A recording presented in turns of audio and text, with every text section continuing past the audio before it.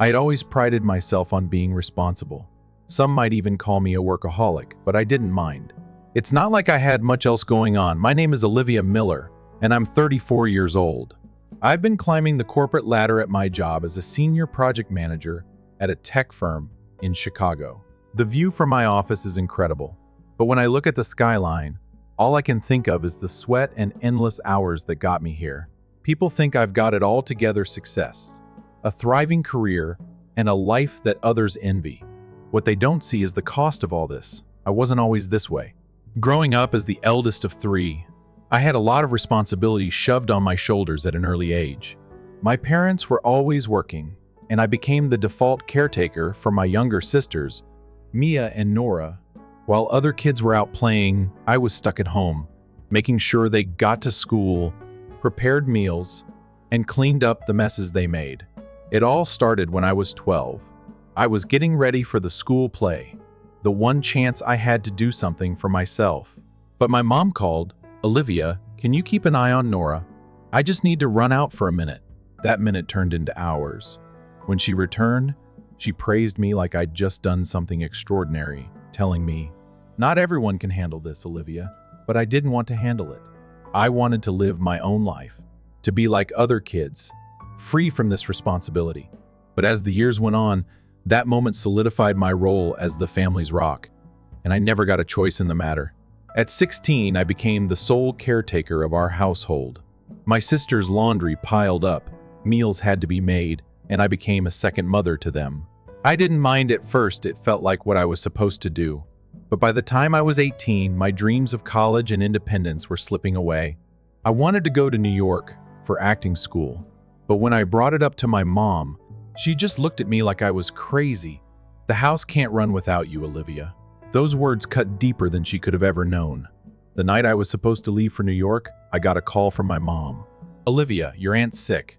We need to go to the hospital. Can you watch the girls?" My heart sank, but I agreed.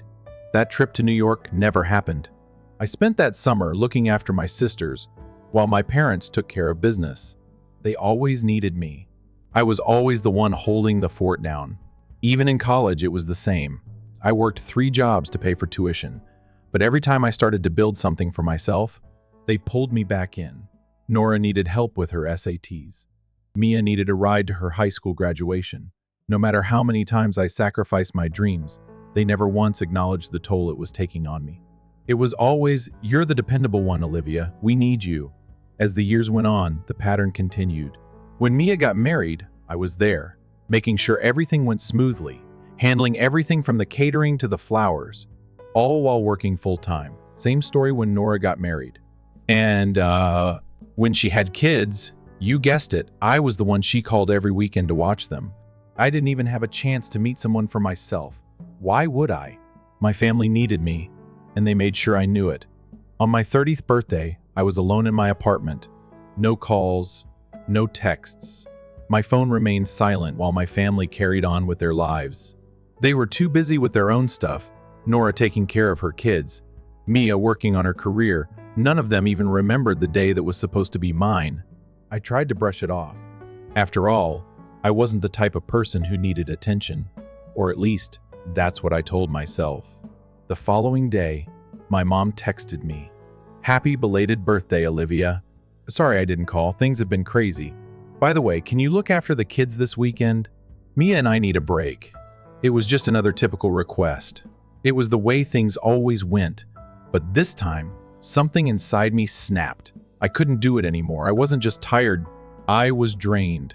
Every ounce of energy I had was gone. I had always been there for them. But this time, I decided to say no. "I'm not doing it," I texted back. The words felt strange, foreign even, but I meant it. I spent the rest of the day thinking about what I had said. Was it the right choice? Would they understand? Would I feel guilty? But the truth was, I was exhausted. They had taken everything I had to give, and there was nothing left for me. The next day, I got a call from my mom. "Olivia, what's going on? You've always helped." This is what family does. I could feel her disappointment through the phone, but I didn't care. It was the first time in my life that I had said no, and it felt liberating. I didn't know it then, but that decision was the beginning of a change. My family wasn't happy, but they would eventually have to learn to respect my boundaries. And when they did, I would be a new person, one who could finally live for herself. But that wouldn't come easily. It would take more than a single decision. It would take strength, courage, and the willingness to stand up for myself against the people I loved most. The battle was just beginning. I should have known better than to expect things to change overnight. The backlash from my family was swift, like a thunderstorm on a clear day. My mom tried to guilt trip me. "We've always depended on you, Olivia," she said, her voice soft and pleading, as though that made everything okay. "You're the one who holds this family together. We need you now more than ever." But that was the thing. I'd been holding them together for as long as I could remember, and it had taken a toll. I had put everyone else's needs before my own for years. I had built a life on sacrifice, but that life didn't belong to me. It wasn't the life I wanted. I had made a decision, but that didn't mean it was easy. It wasn't like I didn't care about them. I loved my sisters, my parents, they were my family. But in that moment, I realized I had spent so much of my life being everything for everyone else that I'd forgotten how to be something for myself. How had it gotten this far? How had I let myself become invisible in my own life? It wasn't just my mom. Mia and Nora started calling too. Nora was the first to reach out. "Olivia, we need you to help with the kids this weekend," she said, her tone a little more demanding than I was used to. "You know how hard it is for me and Mark to get away." I could hear the kids in the background, crying, fighting over toys, and I knew she was overwhelmed. But the thing is, so was I. The weight of their expectations felt like it was crushing me. I took a deep breath and decided to hold firm. "Nora, I'm not available this weekend. I'm doing something for myself. I need a break too." She was silent for a moment, probably processing my words. Then she sighed. "Olivia, come on. You're the only one who can do this. Don't let me down." I wasn't used to hearing my sister sound so desperate, but I wasn't going to bend this time. "I'm not going to do it, Nora. You need to figure it out." The silence that followed felt like an eternity. And then, just as I thought she might argue further, she said, "Fine, we'll manage." But I could hear the resentment in her voice, the kind that had been simmering for years. I was always the dependable one, the one who never said no, but not anymore. After the call ended, I sat there for a while, feeling this strange combination of guilt and relief. I had stood my ground, but it wasn't like I'd won anything. The truth was, saying no was the hardest thing I had ever done. But I also knew it was the right thing. It wasn't just about babysitting anymore. It was about taking my life back. It was about finally putting myself first for once. And that meant making choices that weren't always going to make everyone happy. I couldn't be the person everyone relied on without falling apart myself. The next few days were strange. I felt a sense of peace I hadn't had in years, but at the same time, I felt the distance growing between me and my family. I knew they were disappointed. They were used to me being the one to solve everything.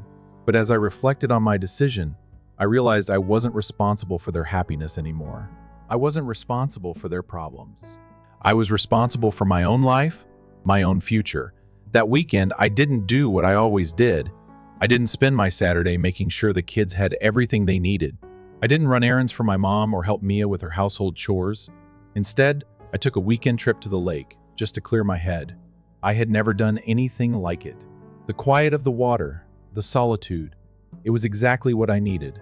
I spent hours hiking, reading, and just enjoying my own company. For the first time in a long time, I felt free. I wasn't worrying about everyone else. I wasn't running around trying to be everything. I could just be myself.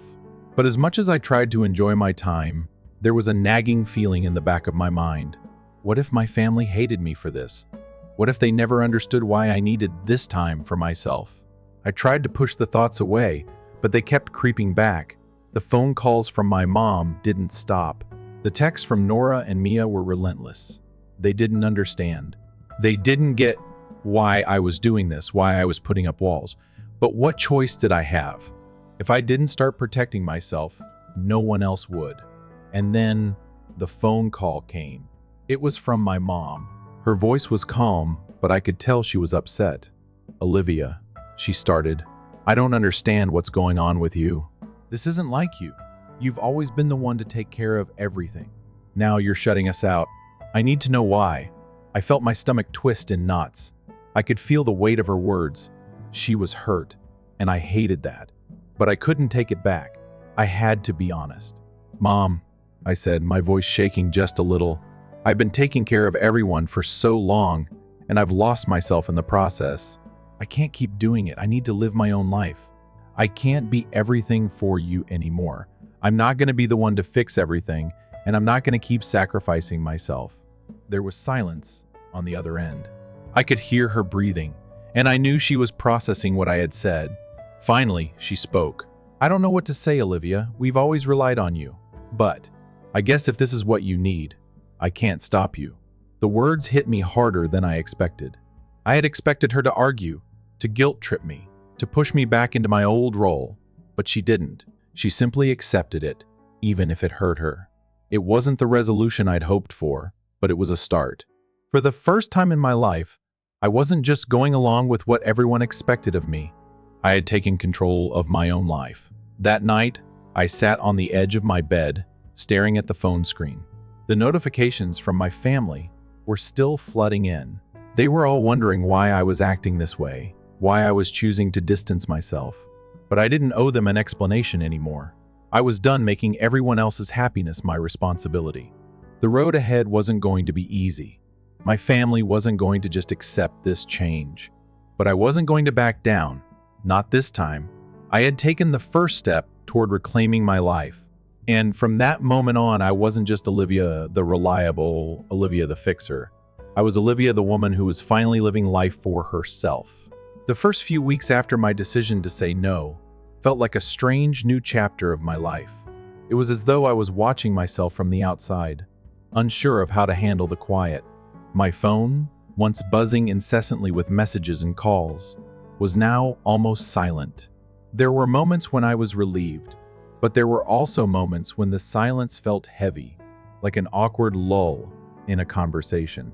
I had spent so much of my life surrounded by noise, by constant demands, that the quiet felt unsettling. I was beginning to realize just how much I had been trapped in this cycle of giving and sacrificing. For the first time in years, I wasn't catering to everyone else. I had time for myself, but it wasn't just about the free time. It was about the mental space I'd carved out for myself. It was about finally learning how to breathe again. But no good decision is ever easy, and the consequences of breaking away from the family expectations started to show themselves in subtle ways. The first was from Nora. She wasn't angry with me, at least not directly, but her behavior had changed.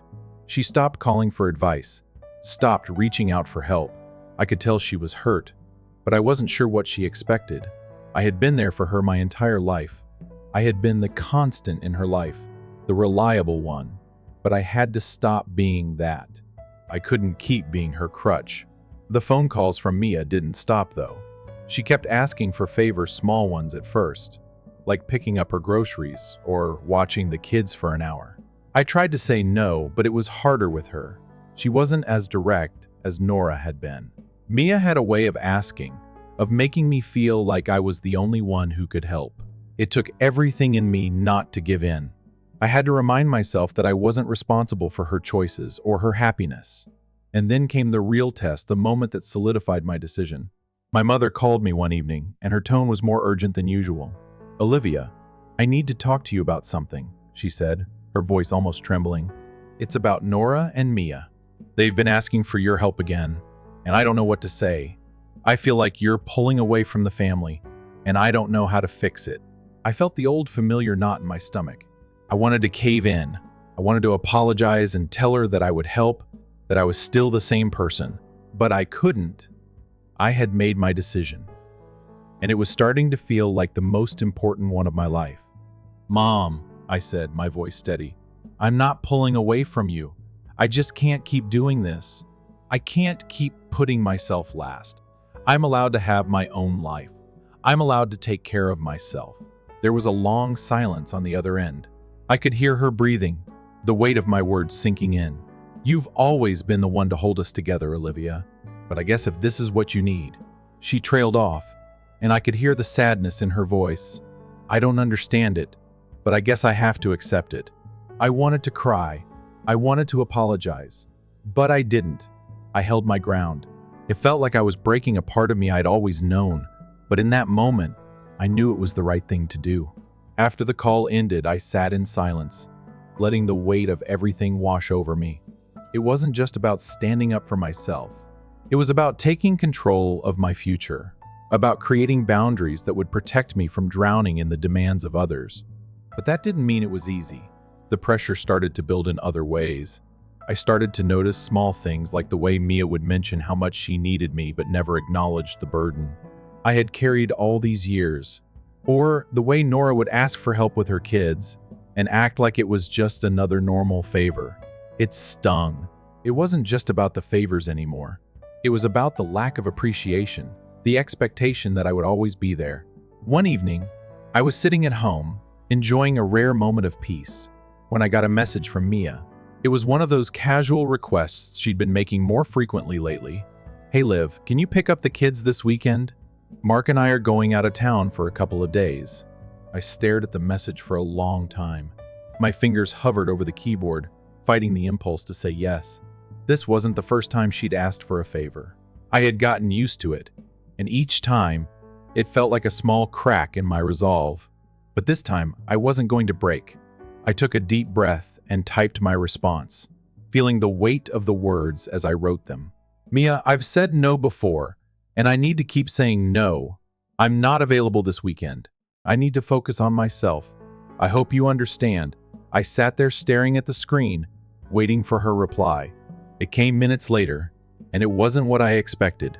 There was no angry response, no passive-aggressive comment. Just a simple, "Okay, I understand." I sat back, a little stunned. I hadn't expected it to be that easy. Maybe I had built this up in my mind, thinking that standing up for myself would push everyone away. But it didn't. Not in the way I thought. They were still my family, still people I loved, but things were different now. I wasn't their doormat anymore. But the true test came a week later when I received an unexpected call. It was from my mother, and this time she sounded different. She wasn't angry. She wasn't pleading. She was calm. "Olivia," she said softly, "I've been thinking a lot about what you said. I realize now that you've been carrying a heavy load for a long time, and I never saw it. I took it for granted, and I'm sorry." My heart skipped a beat. I had never heard her apologize like that before. I didn't know what to say, so I just listened as she continued. "I don't want you to feel like you have to do everything for us anymore. I understand now that you need to take care of yourself. I can't promise it will be easy, but I'll try to be more mindful of what you need too." I felt a lump form in my throat. This was the first time I felt like my family truly saw me not as the dependable Olivia, but as a woman with my own needs, my own dreams. It was the moment I realized that my decision wasn't just about saying no. It was about showing them that I mattered, that I had a life outside of their expectations. For the first time in a long while, I felt like I was on the path to something bigger, something that was just mine. But I wasn't done yet. I still had a lot of work to do on myself, on my boundaries, on my future. But I had taken the first step, and that was all that mattered. Things started to feel different after that phone call with my mom. I knew I'd made the right choice, but for the first time in my life, I was forced to question everything. I had spent so long living for others that now, when it was time to live for myself, I didn't know what that looked like. The quiet I had once craved began to feel a little too loud. There were days when I would sit alone in my apartment, staring at the walls, wondering if I had made a mistake. I tried to fill the silence with activities, taking up hobbies, spending time with friends, even traveling a little. But nothing felt quite right. I had spent so much of my adult life trying to be everything for everyone that I had lost sight of who I really was.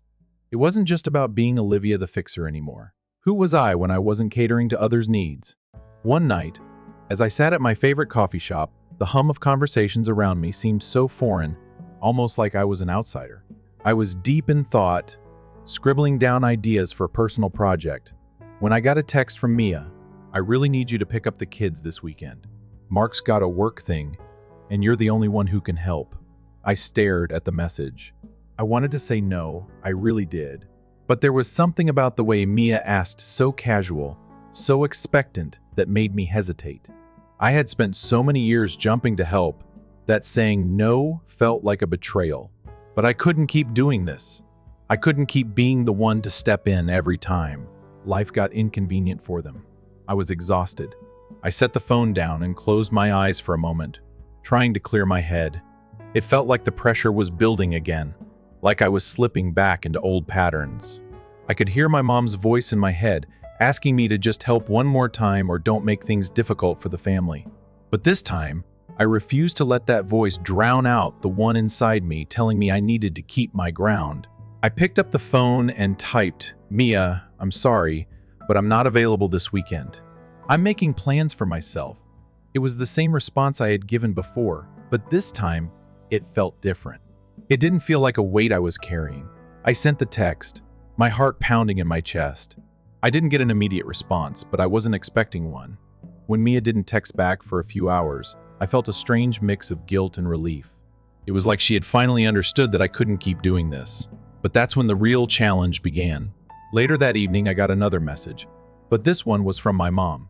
"Olivia, I understand that you need some space, but you know the kids really need you.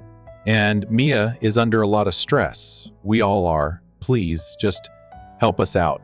I stared at the message, my stomach sinking. It was the same old song. Every time I tried to set a boundary, they would push back.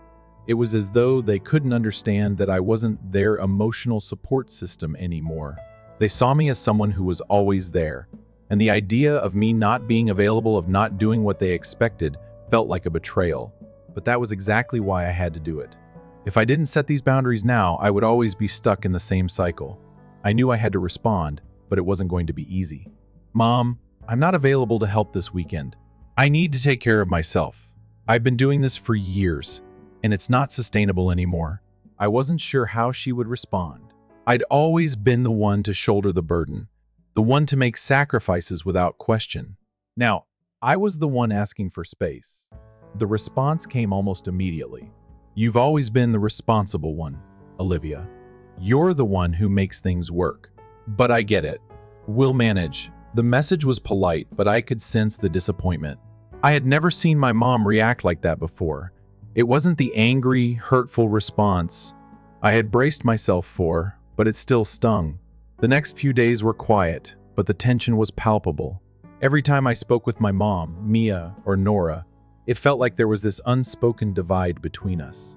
I could hear it in their voices, the silent question of, "Why aren't you helping us like you used to?" It was a constant reminder that change wasn't easy for them or for me. But as the days went on, I started to feel something I hadn't felt in years: freedom. It was small at first, but it grew as I continued to make decisions for myself. I started taking up things I had long neglected, like reading, hiking, and even taking an online course I'd always wanted to try. I wasn't sure where all this would take me, but it didn't matter. For the first time, I was living life on my own terms. That's when I made a decision. I was going to take a bigger step. I had spent my whole life sacrificing, and while I loved my family, I needed to find something that was just for me. I began planning a solo trip to Europe, something I had always dreamed of, but never had the chance to do. I booked my flights, mapped out an itinerary, and for the first time, the excitement I felt wasn't tied to helping anyone else. But as the trip grew closer, I realized something important. My family hadn't reached out much since my last refusal. They hadn't asked for help. They hadn't tried to pull me back into their world of expectations. It was a strange relief, mixed with guilt. I wasn't sure if they were mad at me or just starting to respect my boundaries, but it felt like something was shifting. The closer I got to the departure date, the more I began to realize how much I had underestimated myself. I had spent so many years believing that my worth was tied to my ability to help, to fix things for others. But now, I saw that I had so much more to offer than just being the family's problem solver. I was my own person, with my own dreams. And for the first time, I was beginning to believe that I deserved to pursue them. The night before my flight, I sat in my apartment, packing my bag with a mix of excitement and nervous energy. I was about to embark on a journey that was all mine. It wasn't a vacation, it was a reclamation of myself. As I sat there, the phone buzzed with a message from my mom. "Olivia, I know this is hard for you, but I want you to know we're proud of you. I hope this trip is everything you need it to be. Just remember we love you." I smiled to myself, reading the message again. I wasn't sure if it was the start of a new chapter in our relationship or just a brief moment of understanding, but it felt like progress. And progress, no matter how small, was something I could hold on to. Tomorrow, I would board that flight with one simple thought: I was doing this for me. For the first time in my life, I wasn't living for anyone else. Europe was everything I had imagined, and so much more. The first few days were overwhelming in the best way possible. The cobbled streets, the centuries-old buildings, the unfamiliar language, it all felt like a breath of fresh air, like I was finally stepping into a life that didn't revolve around everyone else's needs. The freedom was intoxicating. I woke up each morning with a sense of anticipation, knowing the day was mine to explore, to experience, to simply be. I'd always imagined traveling would be a dream come true, but I never knew how much I needed it until I got there. I walked through museums, sat by the canals, and ate gelato at every corner. I could finally hear my own thoughts, without the weight of obligations pressing on my chest. It was like I had been holding my breath for years, and I could finally exhale. But even in the midst of this newfound freedom, my mind couldn't help but wander back to the people I had left behind. It was a complicated mix of emotions. Part of me felt a pang of guilt, wondering if they missed me, if they understood why I had to take this step. And another part of me knew this was necessary, that this was the only way I could begin to heal from the years of self-sacrifice. Every now and then, I would check my phone, half expecting a flood of messages asking when I would come back, when I would help again. But there was nothing. My family seemed to have respected my space, at least for the moment. The silence felt odd at first, but after a while, it felt like a gift. One day, I was sitting at a cafe in Paris, sipping coffee and people watching, when I received a message from my mom. It was brief but heartfelt. "I hope you're having a wonderful time, Olivia. I miss you, but I understand why you needed this. Take care of yourself. We love you." I stared at the screen for a while, my heart tightening. I wasn't sure if I had expected her to say more, or perhaps even to be angry, to demand that I return home. But this was different. It was the first time in my life that I felt like my family was truly understanding what I had been going through. There was no guilt, no pressure, just love and respect for the person I was becoming. I spent the next few days in a daze of gratitude and peace. But I also knew that this wasn't just about the trip. It was about reclaiming myself, something I had lost over the years. When I returned home, things wouldn't go back to the way they were before. I had crossed a line, and it felt like the best decision I'd ever made. As the days passed, I started to get a clearer picture of my life moving forward. I was no longer just Olivia the dependable one. I was Olivia the woman who had taken back her power. I couldn't just slip back into the same patterns of giving without taking care of myself. I had learned the hard way that if I didn't prioritize my own happiness, no one else would. When I finally returned home, there was a noticeable shift. My family welcomed me back, but there was an unspoken understanding in the air. They weren't asking for help in the same way they used to. They weren't assuming I would drop everything for them. For the first time, I felt like I had a voice, like I could speak up without feeling guilty. I didn't rush to see them. I took my time, allowing myself to adjust to the changes I had made, and when I finally did visit, it was different. My mom hugged me, but it wasn't the usual hug of someone who expected me to take care of everything. It was a hug that said, "I'm proud of you, I see you now." Mia called me soon after, and her tone was softer than usual. "I've been thinking about what you said, Liv," she admitted. "I'm sorry if I've taken you for granted. I guess I just didn't realize how much I've leaned on you over the years." Hearing those words from her felt like a weight had been lifted. For so long, I had been the one to bear the burden, and I had carried it willingly. But now, things were changing. Mia was acknowledging that I wasn't a bottomless well of help. I was human, just like everyone else. But the real moment of change came when I sat down with Nora. She was the one who had always been the hardest to communicate with. She had never fully understood why I had to say no to her, why I couldn't be the babysitter anymore. But this time she surprised me. "I've been thinking, Liv," she began, her voice softer than usual. "You were right. I've asked a lot of you, and I didn't really consider how it affected you.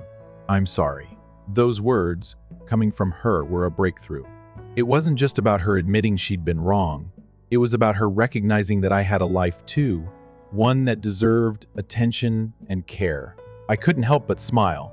Thank you, Nora. I needed to hear that. It wasn't perfect. There were still moments when the old patterns reared their ugly heads. My family had grown accustomed to me being the one they could always rely on, and it would take time for them to adjust to this new version of me. But for the first time, I felt like I was being seen, not as the person who had to fix everything, but as a woman with her own needs, her own dreams. I wasn't going to let go of the progress I had made. I had taken the first steps toward building a life that was truly mine, and I wasn't about to turn back. One day, while I was sitting at my desk at work, my assistant Zoe came in, holding a stack of papers. "Olivia, I have some updates for you," she said, but her tone was different this time. There was a lightness to her words that I hadn't noticed before. She wasn't just my assistant anymore. She was also a reminder of how far I had come. "You've been different lately," she said, smiling. "I can tell you're happier." It was the simplest observation, but it hit me harder than I expected. She was right. I had changed. And it wasn't just about the vacation, the space I had taken from my family. It was about everything I had done to reclaim my life. I wasn't the person I used to be, the one who always said yes. I was Olivia, the woman who knew her worth, and that made all the difference. As the months passed, I continued to hold firm to my boundaries, and my family learned to respect them. We weren't perfect, but we were better. I had finally learned to balance my own needs with those of the people I loved, and that was more than enough for me. As time passed, I settled into a new rhythm. I had learned how to say no, and I had learned how to live with the consequences. But more importantly, I had learned that the world didn't end when I stopped being the family's caretaker. It was an odd, liberating feeling, like I was finally breathing air that wasn't polluted by others' expectations. And for the first time in my life, I felt like I was living for me. I'd spent so many years trapped in the role of Olivia, the dependable one, that I didn't realize how much I had given up to maintain it. But now I was carving out a life where I could be just Olivia. Not the fixer, not the problem solver, just me. And it felt damn good. The change wasn't immediate, and it wasn't easy, but it was real. I started to do things I had once dreamed of, things that had always seemed impossible when my time was constantly being siphoned off by others. I took up painting. I went on spontaneous road trips. I spent weekends binge-watching documentaries without feeling guilty. It wasn't extravagant. It wasn't anything that would make anyone else's head turn. But it was mine, and that made it priceless. My work at the tech firm had always been my anchor, but now it didn't feel like the entire world. Before, I had worked long hours, always the first to arrive and the last to leave. Now, I was still dedicated, but I made sure to leave the office at a reasonable hour. I wasn't sacrificing my health or my personal time for the next promotion anymore. I had set boundaries at work too, and oddly enough, it made me more productive. I wasn't just getting things done to get them done. I was investing time in making my work count. The real test came one rainy afternoon when Mia called. It had been a while since we'd had a long conversation. The distance had created space for reflection, for both of us. She wasn't asking for help this time. She was just calling to check in. "Hey, Liv, how are you doing?" she asked, her voice soft. "I'm good," I replied, feeling the weight of the last few months lift off my shoulders as I said the words, "Really good." There was a pause on the other end, and I could tell she was searching for the right words. "Then," she said, "you know, I've been thinking a lot about you. About everything. I'm proud of you, Liv. I don't think I really understood how much you were carrying until you took that step back." It felt like the world had shifted beneath me. I had never heard Mia speak like that before. In the past, she would have seen my independence as a challenge to her own needs, a rejection of everything she expected from me. But now, it felt like she had truly seen me, not as the sister who was always there to help, but as the woman I had become. "Thanks," I said, a lump forming in my throat. "It hasn't been easy, but it's been necessary. I get it now," she replied. "And I'm sorry for taking you for granted all these years." I wanted to tell her that it was okay, that I had always been there because I loved her. But this time, the words didn't feel necessary. The silence between us was comfortable, full of understanding and mutual respect. We didn't need to fix anything. We had already started to heal without even realizing it. That conversation with Mia marked a turning point. For the first time, I wasn't the one bearing the emotional weight of our relationship. I wasn't the one who had to make it work. It was a mutual understanding, a shared respect. And that felt like more than I had ever hoped for. In the months that followed, my relationship with my family continued to evolve. There were still moments of tension, especially when old habits crept back in, but I had learned how to handle them. I didn't shy away from tough conversations anymore. If something bothered me, I said it. If I felt like I was being asked for more than I could give, I set a boundary and stuck to it. I didn't feel guilty. I didn't feel like I was betraying anyone. I was simply taking care of myself. It wasn't about being selfish. It was about self-preservation, and I had finally realized that I deserved that. One evening, as I sat by the window, watching the sun dip below the horizon, I reflected on how far I'd come. I wasn't the same person I had been a year ago, or even 6 months ago. I was stronger, more self-assured, and, for the first time in my life, at peace.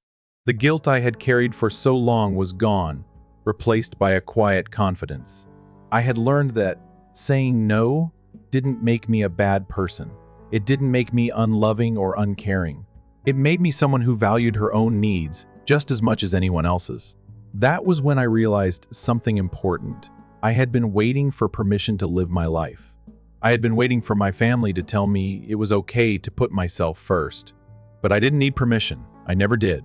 All I needed was to give myself permission to be who I truly was. And so I did. I started making plans that were just, for me, trips, hobbies, adventures. I signed up for a cooking class I had been wanting to try for years. I finally went to a concert I'd been dreaming of. And instead of feeling guilty for spending time on myself, I felt exhilarated. It wasn't just about doing things for the sake of doing them. It was about rediscovering parts of myself that had been buried under years of other people's expectations. The best part? I no longer felt like I was asking for permission. I had given it to myself. And as I moved forward, I realized that the most important thing I could offer the people I loved was my happiness. By living my life on my own terms, I was finally able to show them that it was okay to prioritize yourself. That it wasn't selfish, it was necessary. I couldn't help them if I was falling apart. And for the first time, they understood that. My family and I had come a long way, and while we might never fully break free from the old patterns of dependence, we were learning. We were evolving. And I was learning too. I was learning to trust myself, to take care of myself, and to live a life that felt true to who I was becoming. I wasn't the Olivia who was always there for everyone else anymore. I was Olivia, the woman who finally learned to put herself first. And that was the version of me that I was proud to be. Story 2. You're running late. No seat for you, my mother said icily. I said, then don't expect a gift. And in front of everyone, I canceled my $2 MacBook purchase. Can you imagine when I graduated from college 2 years ago? My parents were the only ones who sent me flowers. In addition, I had to buy them dinner with my own money. 2 years later, my younger brother received his diploma. After that, they threw a sumptuous party in a fancy restaurant. They even anticipated that I would assist in paying the bill. After seeing this obvious partiality for years, I made the decision to cut ties with my family. I made the correct decision, some say. Others maintain that family members should support one another at all times. What do you think? Walter is my name.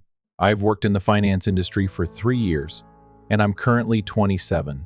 I used to live with my parents because I thought that family meant unwavering support. However, I realized last year that I would never be enough in their eyes. No matter how hard I worked, Roger received all the plaudits, while my accomplishments went unnoticed. I made the decision that I needed to live my own life apart from those who never showed me genuine appreciation at that point. I was sipping coffee before work on the morning of Roger's graduation when my mother summoned me into the living room. Roger was still asleep upstairs, and my dad was already seated. That night, they told me about his celebration. There was no request. It was a directive. We have a table reserved. Arrive by 6 o'clock. Bring a present. I paused. A party. Did I get one when I graduated? No presents, no party, not even congrats. You're his elder brother, my mother added, sensing my silence. If nothing else, you ought to bring something. Don't bother coming if not. I laughed a little dryly. I understand how things are. I refrained from arguing. After grabbing my keys, I headed to work. However, a strategy was already developing in my head. I would make sure it was a memorable present if it was the most important thing. I gave Roger a brand new MacBook that day, which was about $2,000 in value. I had it brought directly to the gathering, capturing his astonishment when it showed up in front of everyone at 6 o'clock in the evening. At a shorter length, I reached downtown's upscale eatery, the Grand Oak. There were more than 50 people there, including Roger's acquaintances, my parents, coworkers, distant cousins, and even strangers. Except for me, every seat was occupied. My parents came with blank expressions. My mother crossed her arms. "You're running late. There is no more room." I looked around and saw a vacant seat close to Roger. "How about that one?" She looked after me, then back at me. "It's already taken. Soon, one of Roger's pals will arrive." I chuckled quietly as I realized that only an hour before, I had no idea that I was supposed to be there. However, they had somehow previously booked a place for someone who arrived after me. Roger's acquaintance is given a seat, I see, despite the fact that they are late. "But I don't," I said, having come earlier. My mom had already lost interest, but my dad nodded knowingly, as if it were the most natural thing to do. Her expression was clearly irritated as she crossed her arms. "Roger's present is missing." She made a demand. "To be honest, you ought to go. You're running late. Furthermore, you failed to bring a gift." Soft murmurs started to spread through the space. "He arrived without a present. He is the eldest sibling. He ought to have brought something." No present, but still anticipating food. I heard all the critical muttering. Roger's friends, distant family members, who had previously shown little concern for me but now felt justified in criticizing me. I smiled at them, but it was cold and lifeless. My phone vibrated at that very moment. I looked at the screen and noticed that the delivery man from the Apple store had called. Making sure my voice was loud enough for everyone to hear, I responded. "Hi there, I'm delivering a MacBook outside the Grand Oak. Shall I bring it in right away?" I said yes, please do, projecting my voice as the delivery man entered the restaurant and stood next to me, all eyes on us. I inhaled deeply and made sure my voice was loud enough for everyone at the table to hear. "This is your present, Roger. A MacBook." Murmurs broke out throughout the room. Between the package and me, Roger's eyes widened in disbelief, as though he was attempting to take in what he was hearing. "Really?" His voice was a mixture of eagerness and incredulity as he inquired. Whispers of admiration permeated the room. I turned to look at my parents, who were grinning with pride as though they had just accomplished something noteworthy. "See?" my mother murmured, leaning closer to a relative. I had faith that Walter wouldn't fail. My father nodded in agreement and folded his arms. "It appears that we miscalculated him. He's aware of his obligations after all." I absorbed their contentment, the arrogant relief that I had lived up to their expectations. "But I don't think you need it anymore," I said quietly with a slight chuckle. There was a complete silence in the room. Roger stopped, and his smile vanished in an instant. My dad lifted an eyebrow, obviously attempting to make sense of it all, while my mom's face stiffened with confusion. I turned to the delivery man and spoke boldly. "I apologize, but I want to cancel the order." The delivery man was taken aback and hesitated for a while, but he soon collected himself and took out his phone to call the business.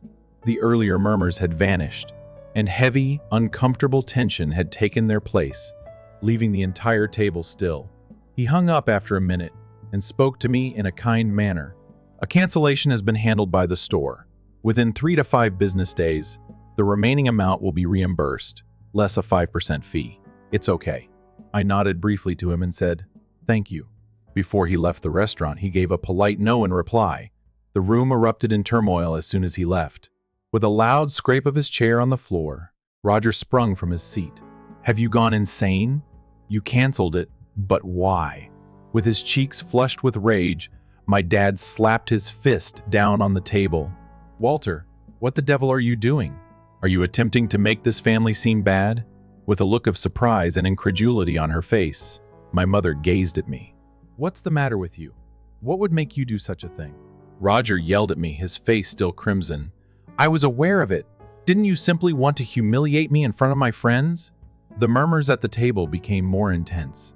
Roger's friends and distant relatives were all staring at me, pointing, whispering, and passing judgment. I listened to every word and every look. I didn't become upset, though. I didn't argue or reply. I said nothing at all. I turned and left the restaurant without saying anything more. I said something as soon as I got to the door. I'm not spending $2,000 in Roger or this family since I wasn't seated at this table. I didn't immediately go home after the party. Rather, I took a car to a coffee shop I knew well, a calm, empty space where I was unknown. I sat down in a quiet place, got an Americano, and relaxed. The air was filled with the pleasant aroma of freshly brewed coffee and mellow background music. My mind was vacant as I gazed blankly at the wooden surface in front of me. Yet memories began to return, gently recreating old images in my memory. When I took first place in a school maths competition as a child, I already knew I wasn't the favorite.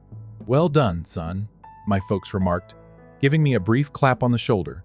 In high school, however, they hosted a celebration, invited family, and even got Roger a new set of cleats when he won a bronze medal in a district soccer competition. There was no denying the favoritism. On my final tests, I received the highest score possible. When Roger narrowly passed a subject after a retake, they gave him a nice supper and complimented him on his hard work. But no one brought it up. College followed. I never requested money from my parents. To pay for tuition and living expenses, I obtained scholarships and worked 3 jobs. However, once Roger was admitted to college, they paid for all of his tuition, gave him a monthly stipend, and, for convenience, purchased him a second-hand automobile. I have a clear memory of my graduation day. No celebration, no party, not even a simple congratulations. All they did was ask, "Where will you take us then? Going out to eat?" I used the $500 I had saved for dinner money from my part-time work. I told myself it was worth it for family, even if I didn't want to spend it. The supper, however, seemed like any other meal. Even before I received my first paycheck, no one recognized my efforts or accomplishments when I got my first job. My mom said without hesitation, "You'll be paying $2,000 a month for rent and expenses from now on." As my parents invited me into the living room, I was surprised. $2,000. You have a job now, thus it is your responsibility to help. This is not some opulent hotel. Roger does not have any income and is still enrolled in school. I am becoming older, as is your father. Work is no longer stable. You must assist in providing for the family. I refrained from arguing. Since I could rent a better apartment for that much, I just announced I'd move out. Following a little conversation, they exchanged glances and reduced it to $1,000. Despite the unfairness, I still felt that living with family was the best option. So I agreed, not because I couldn't move out. I kept telling myself that they were still my family. But now that everything has happened, I've come to a harsh but straightforward realization. I will never be valued by them, no matter how hard I try. I'll be treated like an ATM if I stay, constantly available when they need money but never truly valued. I need to get out of this cycle as quickly as possible. I've already begun making plans to leave. I kept my plans to myself. I didn't wait for approval or ask for permission. I got home at 10 p.m. that evening, later than normal. I just needed some peace and quiet after a hard day. My parents were waiting in the living room when I arrived, anticipating that they would begin to rant over the party incident. Surprisingly, they didn't raise their voices despite my preparation. Rather, they expressed regret. My mother's voice was surprisingly soft. "We ought to have ensured that you had a seat. I apologize." My father gave a nod. His face grew softer. "We are related. We can resolve this. We do not wish for you to feel left out." I sensed my resolve faltering for a second. Perhaps I had been too severe. Maybe it wasn't how they intended to treat me. However, my dad went on just as I relaxed. "Roger was furious because you had to cancel his present. Even though he had been anticipating it, he ultimately received nothing. You may make it up to him in another way besides the MacBook. The cost of supper tonight was $4,600. We'll consider it, even if you just pay half of the $2,300 for a graduation gift." I saw why they had remained up and glanced at them both. They had no real concern for how I felt. All they wanted was money. I couldn't contain my laughter. My tone was solid and steady. "No." My dad scowled and my mom's face grew icy. Walter, avoid being self-centered, she warned sternly. Family members help each other out. It operates that way. Yes, I said coolly. However, support is not the same as being used. My father was getting impatient. In this family, you make the most money. You can't spare a little, are you? Are you aware of the amount of effort we put forth to help you and Roger? I cut him off. You weren't on my side. I have long been taking care of myself. The room fell silent as the tension increased. My mother retaliated. It's you who consistently distances yourself. You never try to get in touch with us. You are incapable of being even remotely charitable to your brother. I kept my eyes fixed on her. And did you ever show me generosity? She froze. I stepped closer, my voice calm but sharp. When I graduated with honors, what did you do? You handed me a cheap bouquet and told me to plan my own celebration. Then you made me pay for dinner. My mom opened her mouth to speak, but said nothing. My dad sat in silence, visibly uncomfortable. I let out a bitter chuckle. And when Roger graduated, you threw a huge party with over 50 guests. Did I have a seat at that table number? But his late arriving friends did. I got him a gift too. Yet because I refused to cover the entire dinner, I'm suddenly the selfish one. My dad cleared his throat, trying to rationalize. We didn't celebrate your graduation because we knew you were independent. You didn't need us to, I scoffed. You used my independence as an excuse to neglect me. And because Roger never learned to be independent, you kept spoiling him. The impact of my words lingered in the air. My parents had no response. Not because they understood, but because they were at a loss for words. I let out a slow breath. If your apology is just to ask for money, there's nothing more to discuss.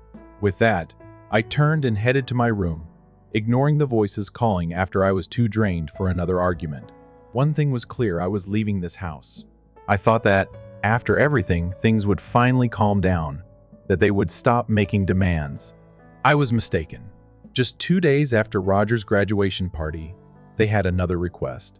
This time they wanted me to hand over my car to Roger. His car's too old, son. My dad said he needs a newer one to apply for jobs and get to work. I paused, forcing myself to remain calm. Are you serious? I asked slowly. My mom nodded without hesitation. You've been working longer than Roger. You can help him out a bit. My dad crossed his arms. That's right. You're the older brother. It's your responsibility to support him. I laughed, slipped down, not from amusement but from disbelief. This car I saved for 6 months to buy it, I said with a hint of sarcasm. I budgeted every cent, worked for it, and earned it. Roger, he's never saved for anything, but now he just gets to take this. My dad's tone turned stern, his patience wearing thin. Roger just graduated. He doesn't have money yet. He needs a reliable car to go to interviews and find a good job. You're already earning. Just get yourself a new one. I gave a shrug. If he needs a car, he can keep using his old one a bit longer or start saving like I did. But if you really want him to have mine, you can buy it from me for a moment. My dad's face went pale, then his expression hardened. What did you just say? He slammed his hand on the table, making my mom flinch. You're seriously asking us to pay to help your brother? I didn't waver, meeting his glare head on. If you expect me to help, it should. At least be fair. His face flushed with rage. Fair? You want to talk about fairness with your own brother? I stayed silent, too exhausted to keep going back and forth. My dad shot up from his seat, pointing a finger directly at me, his voice bursting through the room. Get out of my house. The room became quiet. My mom looked startled, while Roger, who hadn't spoken a word the whole time, remained immobile. I wasn't surprised. It was like seeing a scene from a play when I already knew the outcome. I took a big breath and nodded. Okay. I walked directly to my room without looking back. This time, I didn't need to dispute. They had made the choice for me. 30 minutes later, I carried 2 luggage downstairs. I packed light-only clothing, a few personal stuff, vital paperwork, nothing that would remind me of this area. I intended to leave behind all evidence of my connection to this house. As I grabbed for the doorknob, my dad's voice resonated behind me. See how you managed to get by without relatives. I stopped, not because I was moved by what he said, but rather because I realized something. In their eyes, I looked like this. This family was essential to my happiness and ability to operate. However, they were mistaken. I opened the door, went outside, and closed it behind me without saying a word. I walked to my car, threw my things in the trunk, turned on the ignition, and drove away without turning around, putting an end to that chapter of my life. A week later, in order to temporarily remain while I looked for a genuine house, I hired a cheap hotel room. It was simple and modest, yet it belonged to me. No more arguments, no more condemnation, don't make any more demands. I felt free for the first time in a long time. Then I was fortunate. I searched for 10 days until I located the ideal location, 50 to 2. It's the perfect size. Mine, neither too big nor too tiny.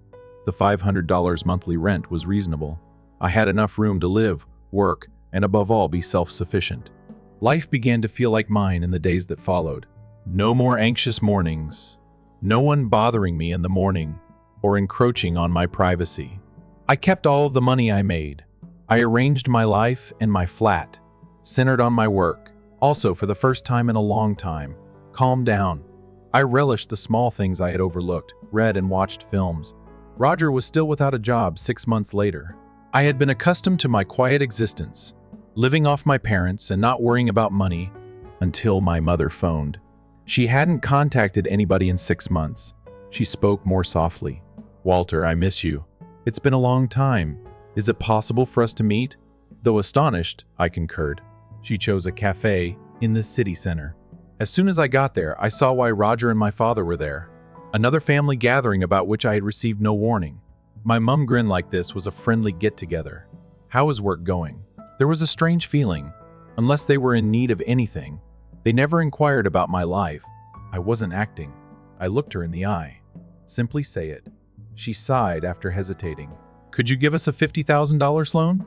I arched an eyebrow, and my dad added, "Roger's goal is to open a cafe."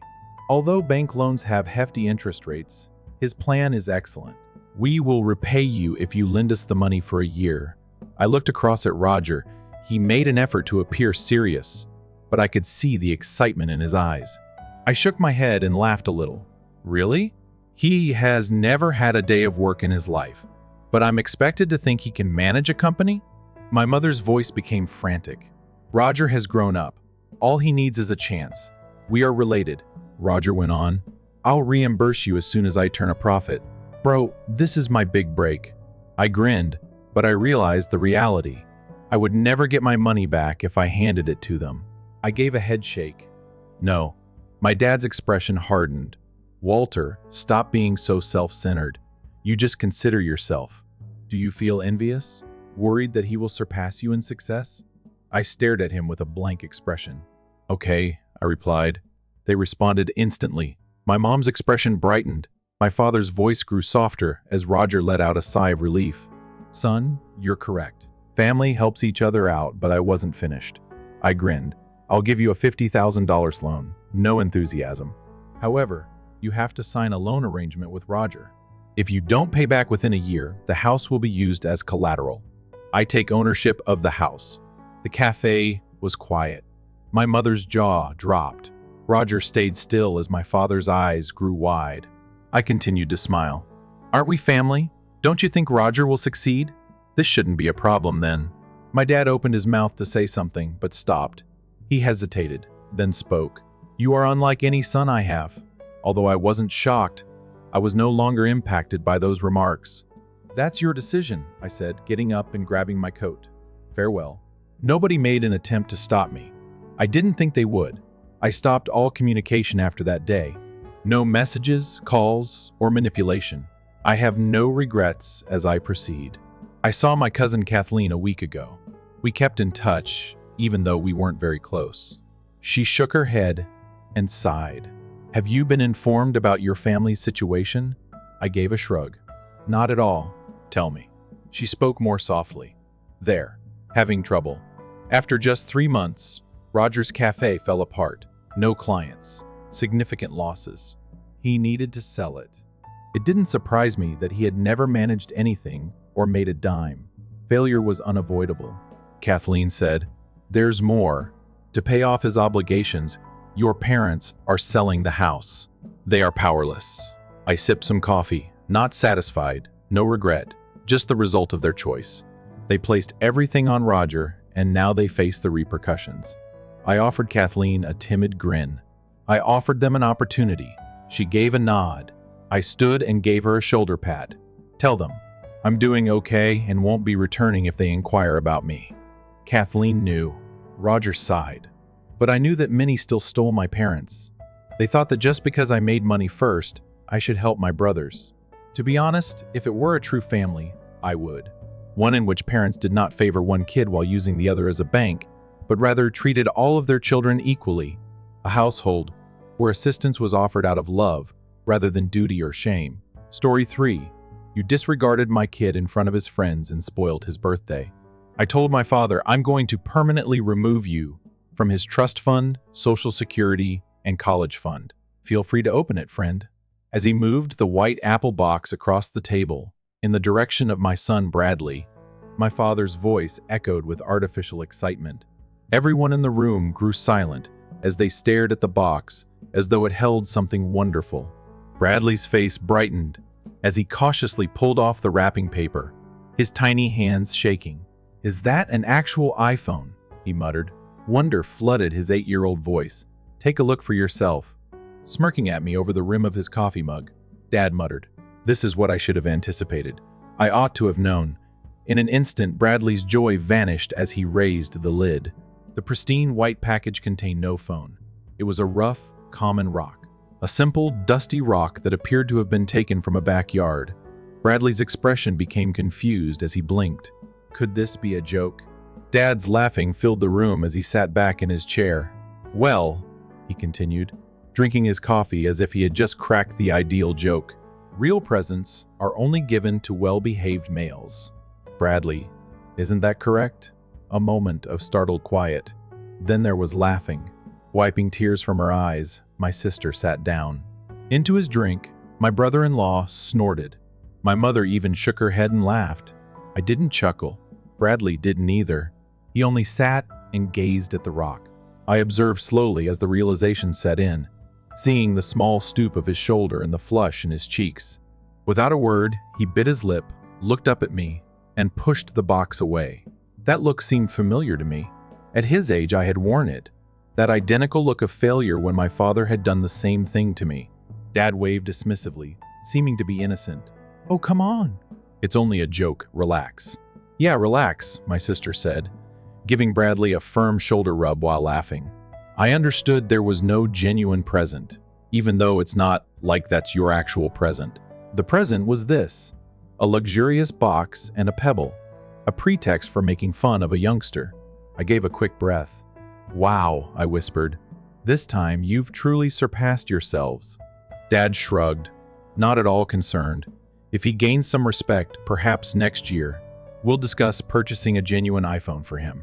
That was in the heat of the moment. Something broke deep within me. Something stoked a fire that had been smoldering for years in my chest. As I looked at Bradley once more, head down, eyes sparkling but not crying. No more. I looked around the room.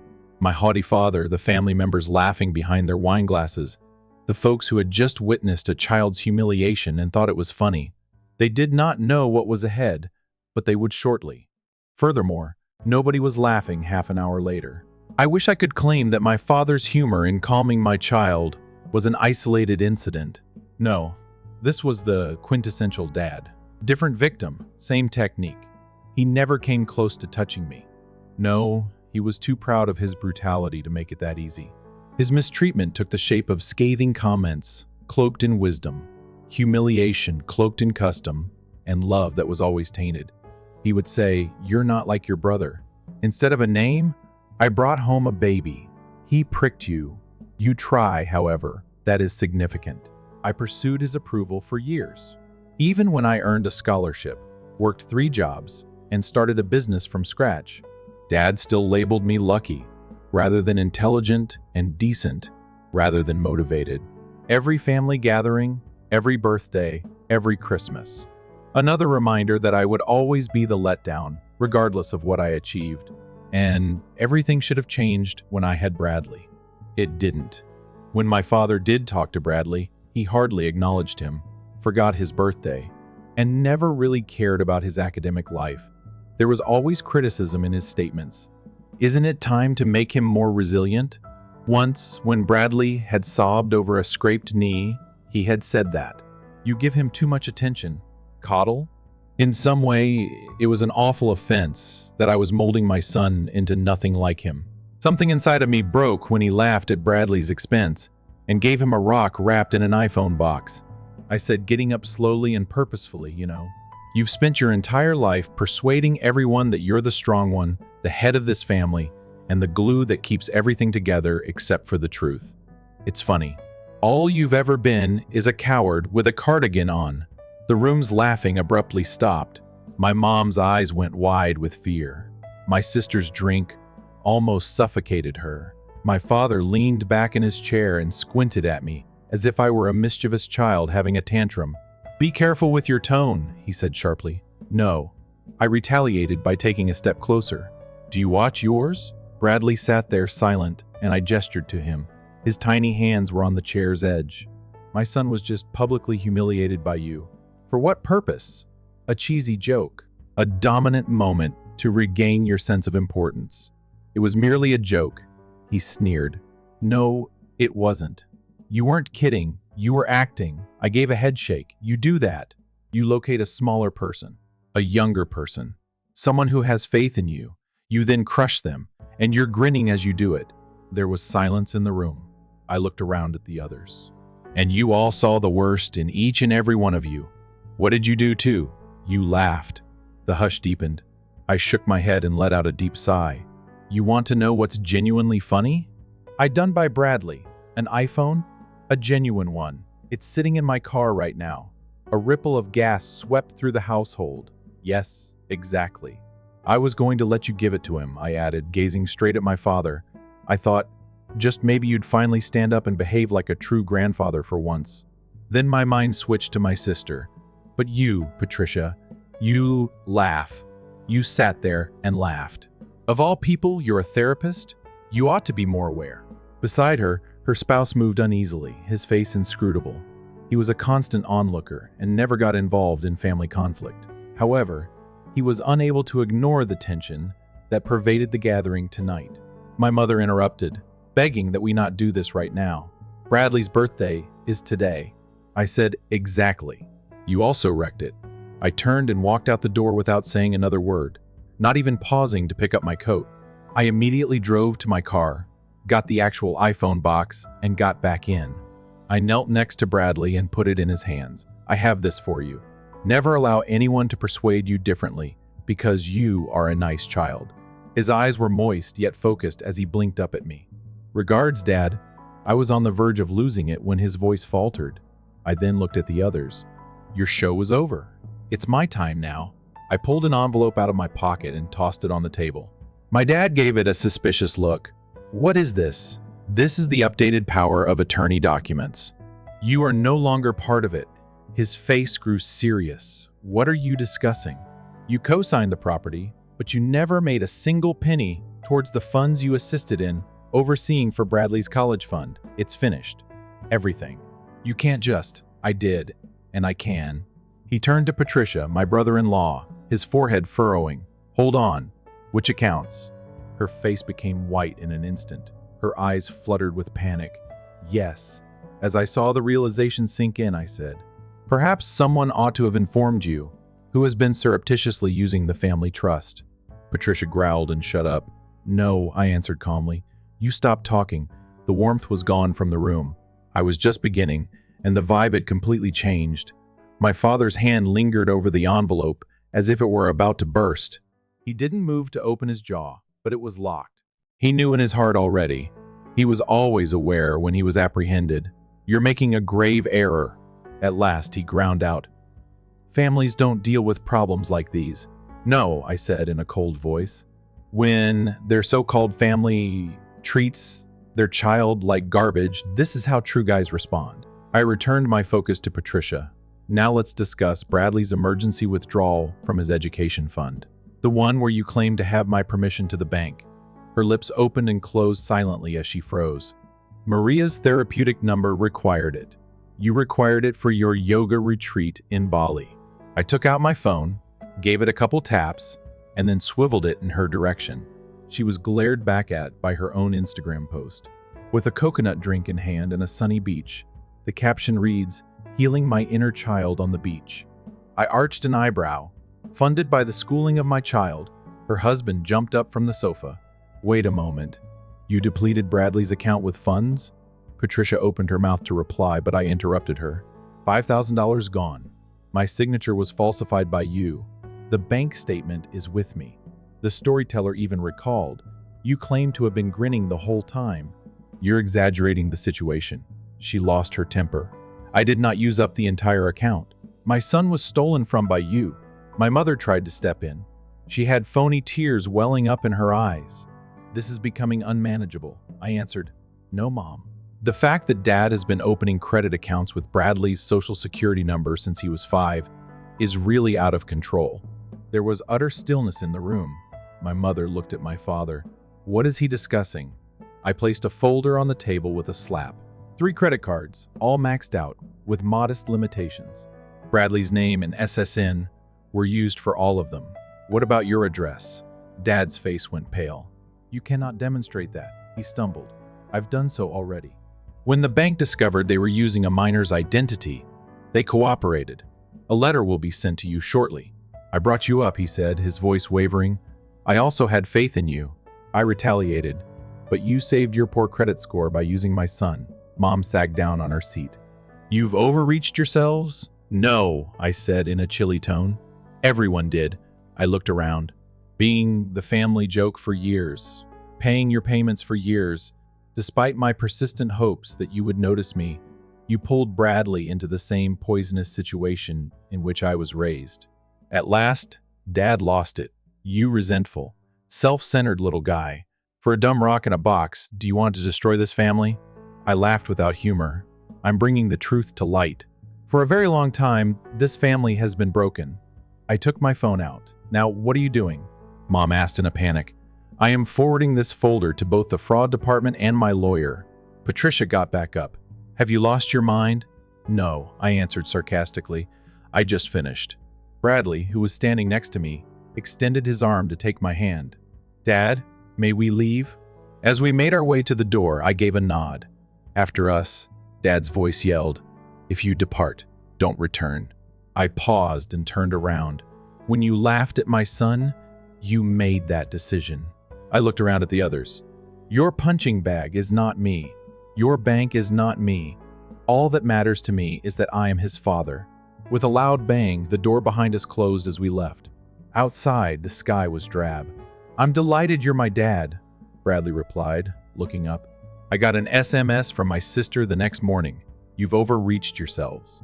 Dad is upset. Mom is crying uncontrollably." I didn't answer. I got a ping in my email by noon. The fraud department was the source. At exactly 3 p.m., the investigation was formally launched. "A stranger. My screen flashed your phone number. This is Detective Alice Butler from the Financial Offenses Division, Mr. Turner. Regarding the identity fraud case involving your son, we must set up a formal interview." Boom. They thought I would calm down and forget about it.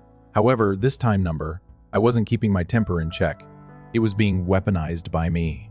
I turned in all the supporting documentation and formally reported the crime in less than 2 days. Photographs of the fraudulent transfer from Bradley's education savings, bank records connected to his social security number, and security footage from his birthday party that shows the precise moment my father denigrated him. They made fun of a kid they had taken from him. They were now in danger of legal repercussions. For roughly a week, my relatives were silent. Then my mom called. I let it go to voicemail and ignored it. Her tone faltered. As though she were running away from reality, her words were stumbling over one another. "Please, sweetheart, let's deal with this." Inside the household, family members don't sue one another for making poor decisions. Your dad isn't feeling well. Patricia is disintegrating. "Come home, please. Let's have a conversation." I didn't bother to finish the message at all. My father's lawyer sent a formal document that Sunday. They threatened to file a defamation lawsuit in retaliation. The sheer nerve almost made me chuckle. You can't slander a man who willingly put a stone in his grandson's hand and declared him worthless." I dialed my lawyer immediately. "Let them try," she said. "We have enough proof to crush them in court." Crush didn't even begin to describe it. The court date was fixed for mid-June. Civil litigation charges fraud, identity deception, and unlawful use of a minor's personal details. But I wasn't only seeking fairness. I wanted the truth to be a matter of record. The courtroom was packed on the first day. Patricia looked lifeless. My father arrived dressed in his sharpest blazer, still clinging to the illusion of control with a carefully crafted calm. My mother hid behind dark glasses, her signature flair for theater. Their legal representative attempted to spin it into a simple family squabble.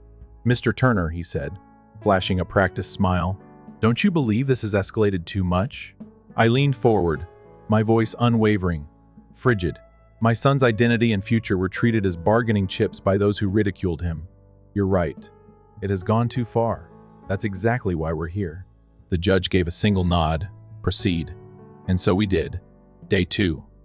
My attorney presented the financial documentation. Day 3. The bank officer who authorized the forged withdrawal took the stand. Day 4 surveillance video displayed Patricia stepping into the bank, forging my signature and grinning. She attempted to argue I had given spoken consent. Unfortunately for her, I had audio proof saying otherwise. She collapsed under questioning, tried squeezing out tears. The judge remained unpersuaded. Then came my father's turn. Under oath, they asked, "Did you apply for credit cards using your grandson's personal information?" He paused. I can't remember. Wrong move. The bank had already confirmed his phone was used for the security checks. His signature match. His home address was linked. Then I revealed my trump card. A voicemail he had left barely 3 weeks prior. "It's just a few credit cards. For heaven's sake. He's a kid. He won't even need credit anytime soon. What's the problem?" The entire courtroom sat in stunned silence. Even my mother looked like she wished the earth would swallow her whole. Final decision, Patricia was ordered to return $5,000 to Bradley's education fund, along with fines. My father was penalized, put under investigation for elderly financial exploitation alongside identity theft. And the judge recommended the case be escalated to the district attorney. I was granted $50,000 in damages, but more importantly, the court placed a freeze on Bradley's credit. He was protected.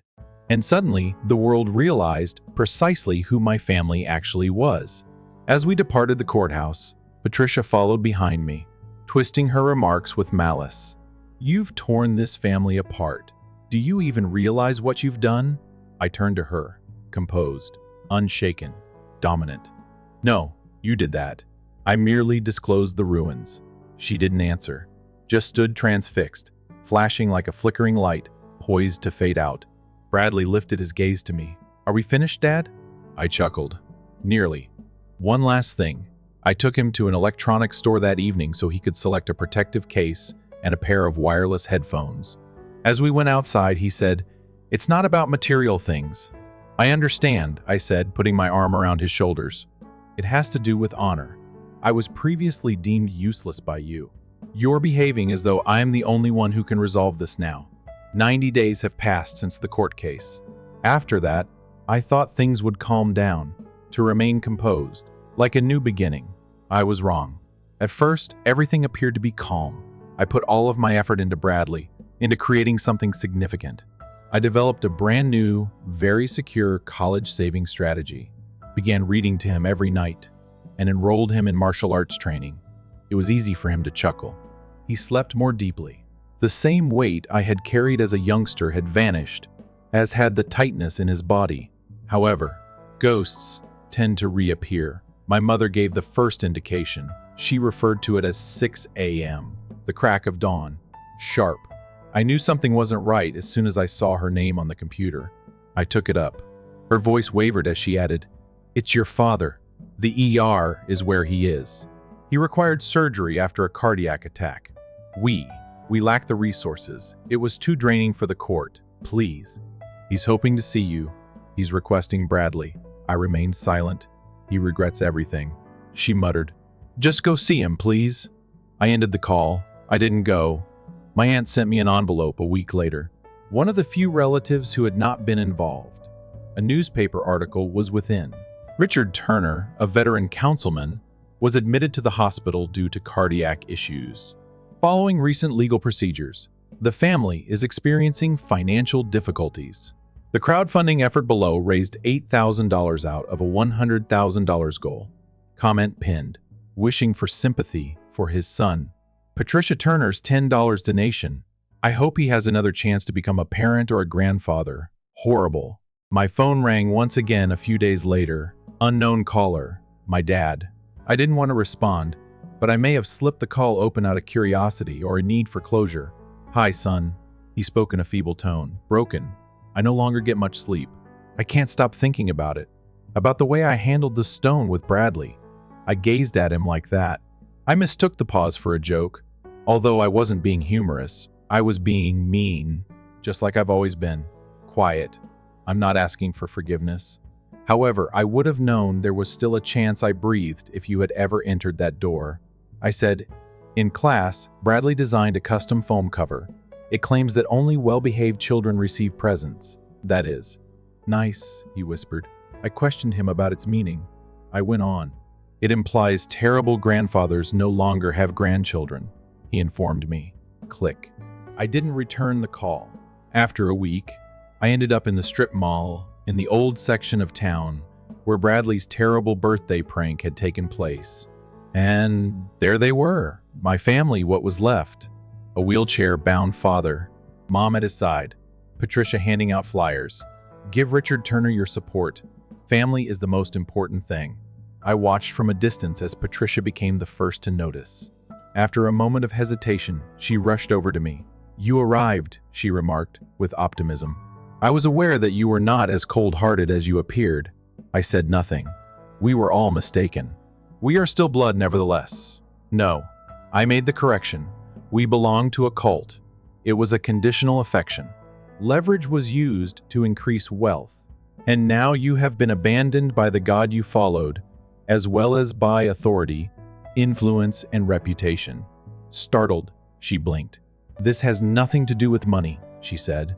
So why is there a link to donate on your leaflet rather than an apology? She winced. I turned around and made my way to the vehicle. When Patricia saw him, Bradley, who was seated in the front seat, watched. She held up a hand to say hello. He simply gazed at her as if she were just another anonymous face in the crowd, not even responding to the gesture. I realized then that Bradley had figured out the truth far faster than I ever had. In the side mirror, we sped off. I watched my dad struggle to get up, extending his hand as though he might seize the past and drag me back into it. However, I had already left. That night, Bradley and I watched a movie while munching on popcorn in our little living room. Are you missing them? I inquired. He paused. I miss who they could have been, he said. However, I'm glad I have you. I had a lump in my throat. He leaned in close to me. For the first time, I closed my eyes and put an arm around him. I wasn't disappointed. I wasn't a failure. I wasn't turned down. The father who stayed was me, the person who ended it all, the one who broke the pattern at last. My family was still with me. I'd made a fresh one.